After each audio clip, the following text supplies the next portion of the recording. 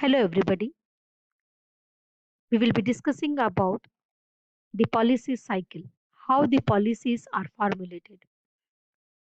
So there will be series of videos to complete this entire topic.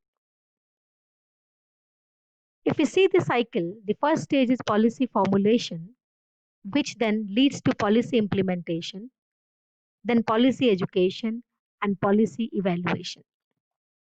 So in this video, we will be discussing about the policy formulation. So this is the stage one. What do we do in this stage? The first thing which we need to focus is how the issues and problems reach the policy agenda. Because there needs to be some problems, there needs to be certain issues which we want to settle through the policy formulations. Now, how these issues and problems will reach to the policy so that they become the agenda for a policy? The most obvious one of the way that it reaches the policy agenda is with the people's representation in parliament and state assemblies. So they are the ones who are in touch with the public. They are the one to whom the people will report their problems and issues. They are the ones who understands the issues of their local people for whom they are representing. So these problems are taken up from these people and then they are taken for the policy agenda. So these are the leaders whom you have elected. So they are the ones who will take these issues and problems so that it become a part of the policy agenda. It reaches the people who are there responsible for framing the policy.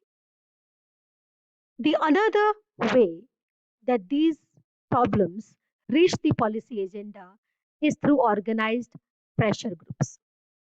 So we have certain associations, we have certain trade unions. So they are the one now who will raise the issues on your behalf. So if you find that as a teacher you are not getting certain benefits, then your teacher union will take up that issue. So in this way, these organizations, they are working for you. So they are the ones who will take up the issues for you. Like if in a company you are not getting the right kind of atmosphere, you are not getting the basic amenities, then maybe your trade unions, they will take up the issues. So for example, if we talk about this, the Chipko movement that was started, then we had this farmers protest. No, they are protesting, so their union is coming up to raise their issues, to raise their concerns. Similarly, there is a protest from the people related to this love jihad, and that also went on the policy agenda. Another way these issues and problems reach the policy agenda is voluntary organizations and mass media. So there are some NGOs which are working, and even the mass media. If we take this example, the Hathras case, it was so much spread in the media that it became an issue and it reached the policy agenda. Yes, we need to come out with a law to fight this love jihad. That how the people are cheating with their fake identities and forcing the people to get married. Similarly, the NGOs also they come up and they take up the issues which are concerned to them and they raise the issue. Yes, we need a law, and they make these problems and issues reach to the policy agenda. Sometimes government on their own also frame the policies. So the government, if realizes that there is a problem and we need to bring these problems on the policy agenda, and we need to fight for it. Like this farmers bill, that is the government on their own framed policies. Long back, that was some issues were raised, and the government they came with this, in their election. What do you call? In that So the government in their election manifesto only had that when they will come into the power, they are going to come with the farmers' law. So sometimes the government themselves have something on their mind and they frame the policy. So now the problem is brought on the policy agenda. So how that problem came on the policy agenda? Through the people's representation in the parliament and state assemblies, through organized pressure groups, through NGOs and mass media, and government on their own.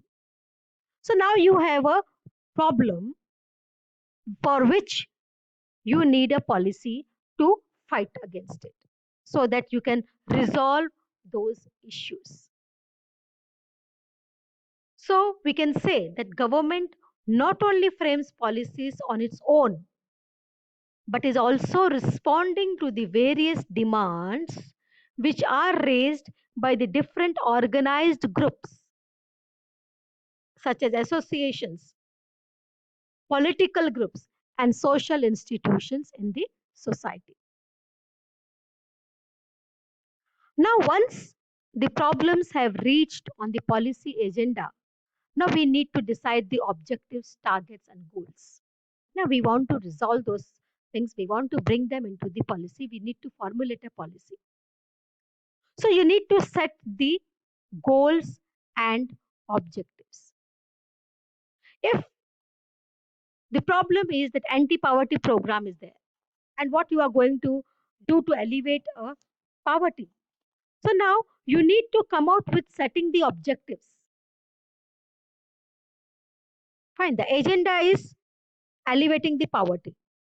Now for this, you need to set the goals and objectives, that how you are going to alleviate the poverty, what you can do to alleviate the poverty.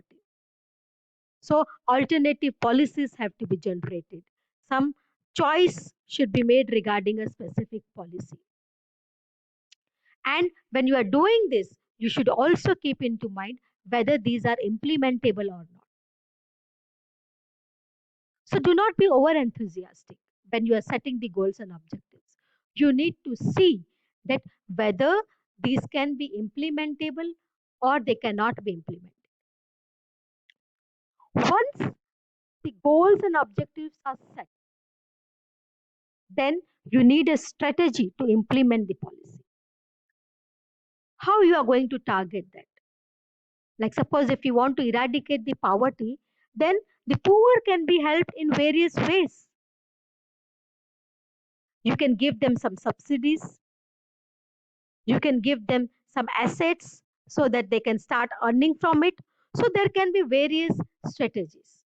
So here you are going to formulate that what are the strategies you are going to use to achieve the goals and objectives. Then you need an implementation machinery. So everything is planned. But then how that is going to be implemented? You have this strategy. So how you are going to implement it? So sometimes you need to have a new administrative setup. एक नया तामझाम खड़ा करना पड़ सकता है. So determine who is going to implement that these things. Which body is going to implement?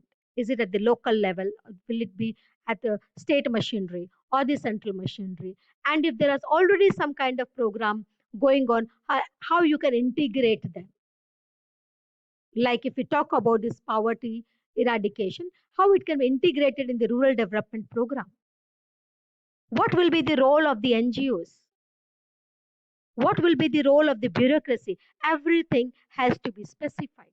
So that means you need to determine the implementation machinery.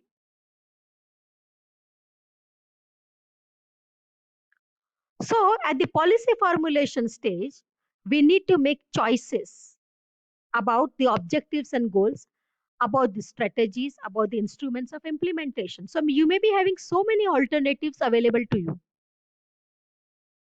but then you have to make a choice. And when you are making the choice, you need to keep into mind what are the resources available to you. So this framework determines to a great extent the integration of various factors and resources required to achieve the objectives. So think about the resources which are available to you. Think about the feasibility when you are coming out with the objectives, when you are coming out with the strategies, when you are coming out with the instruments of implementation. You need to identify the interlinkages and interdependencies among the personal and material, because you need material, you need the people. So who is going to do what? How there will be an interlinkage or interdependence of these people and the material? Think about it. So everything you need to think beforehand when you are deciding your objectives and goals, when you're deciding your strategies, and when you're finalizing the instruments of implementation. And there's one caution here. If your design is inadequate, if your design is faulty, then it will have influence on the implementation and performance of policy. So this is your first step. So if in the first step you fail or you do not plan properly, then you will not have that successful policy, because you will face definitely problems in implementation and performance. So what are the challenges one will face when during this policy formulation stage? The challenges will be if the policy makers do not have the needed skills and competence. Like if you're coming out with an educational policy and there is no person who is related to education, then it will be a faulty policy because they do not have that kind of skills and competence. So when these policies are designed, formulated, we should see to it that the policy makers have the required skill and competence. What is the motivation level of the decision maker? The people who are sitting there, who are making the policy, if they are not motivated, if they are not understanding the need and importance of that policy, then again it will be a faulty policy. So we need to see that their interest level is there. The people who are making the policy are concerned with that problem, are concerned with that issue, and they are motivated, and they have that interest, inclination towards resolving those issues. And even one should have the political and professional insights to make choices. As I said, you have to make choices. There can be various strategies, there can be various objectives which you can formulate, but then you have to make choice.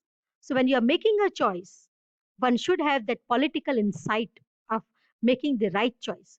One should have that professional insight to make the right choice. So here we end up with the policy formulation, wherein we discussed that when the policy is formulated, first thing is how the issues are brought on the policy agenda, and there are various bodies through which it is brought on the policy agenda, and then how the goals are set, how the strategies are formulated, how they are the machinery for its implementation is being decided, and what are the challenges one can face in the formulation stage. So for the next step, watch the next video. Thank you.